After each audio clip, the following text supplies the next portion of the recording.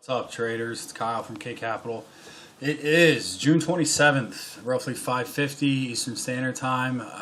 What a day. Friday, holy shit. Excuse my French, but obviously Brexit has been the conversation, across the board, across the world for that matter. So what are we going to do? We're going to look at the fundamentals here as well as the technicals. Start with the latter. Obviously looking at the overall market here in the U.S., the Dow is definitely in a full-on bear mode. We are solely looking at or for new short opportunities. I'll get to our longs in a minute, but for the most part, as you can see, you have the 13 EMA and the 200 EMA here. I've been saying this literally for a year now. We couldn't test, or when we did test these highs from early 2015, we didn't break it in the the late summer, late fall, and through the winter, and we didn't break it again in the spring of 2016. Right now, once we broke the 200-day moving average, I think we're going to see the same thing happen that we did, during those two times, as a full-on collapse all the way back down to 1550 to 16,000. If we want to look quickly at the SPX, it's going to tell the same story, unfortunately. Unfortunately, if you're long, if you can go both ways like us, then obviously that's a good thing. But here, we're seeing it definitely test and a break as of today of, all the way down to 2,000. That hasn't happened, like I said, since early 2016, late 2015. And what happened is we went all the way down to the prior low of 1850 to 1825. And unfortunately, it's going to happen again. There's enough fundamental pressure now across the globe to where people are most likely just going to stay put and stay on the sidelines until everything kind of figures its way out with Brexit in the European markets. And today was just another tale of basically their banks going more or less, not bankrupt, but they're probably going to default, at least a few of them. Bringing this into kind of a tighter time frame, what we can really see is the technicals really just stick out in the sense that you can see a full-on break of the 200-day moving average.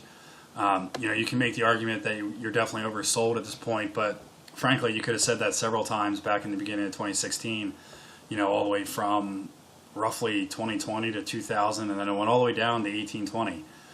So it's really not a matter of being oversold. It's just a matter of, in the short term, you're trading below your 13 EMA. You're going to be trading, if not you are now, trading below your 200-day moving average. So it's going to be a short, definitely a bear market to find short opportunities. It's what we're looking for in the current time frame. We've made some killer trades in MGT and MQUR over the last week and a half, 26, 25%. And now it's really just a matter of kind of tightening our stops and figuring out what to do with our longs, as well as really what to do with, new short opportunities. With that, one of the new longs that I really love, just because flat out it's, the type of position that I think could blow up very quickly, is GEVO.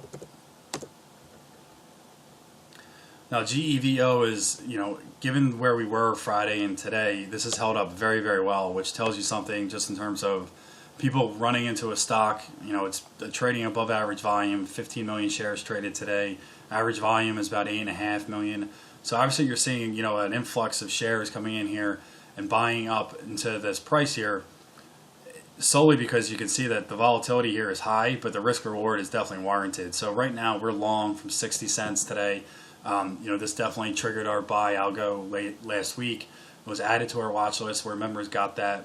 We went long at 60, and as you can see, it's really just a matter of time, I think, where this upticks to 70, if not 80 in the next couple days. One thing that definitely caught my eye, like I said, is the fact that, you saw this huge bounce. It was another buy trigger down here at 30 cents. We did not trade it because we didn't scan it for that time. We were in basically too many other positions at the time.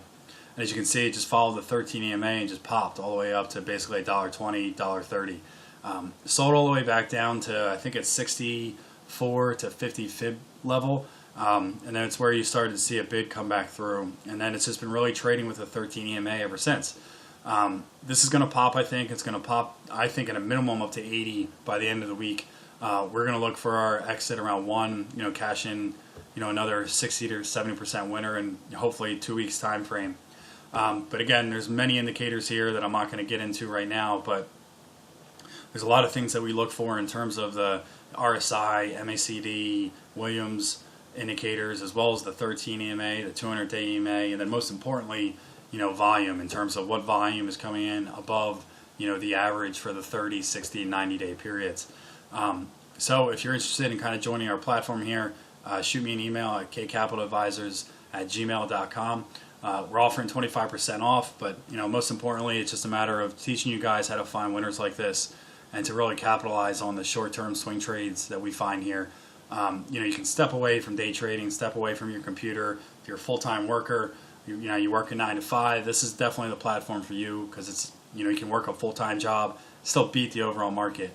So with that, again, GEVO is something that we're looking to trade here. Targets right now 75 to 80 cents. We have a tight stop in here, which our members get exclusively. So again, talk to you soon, and if you have any questions, please shoot me an email.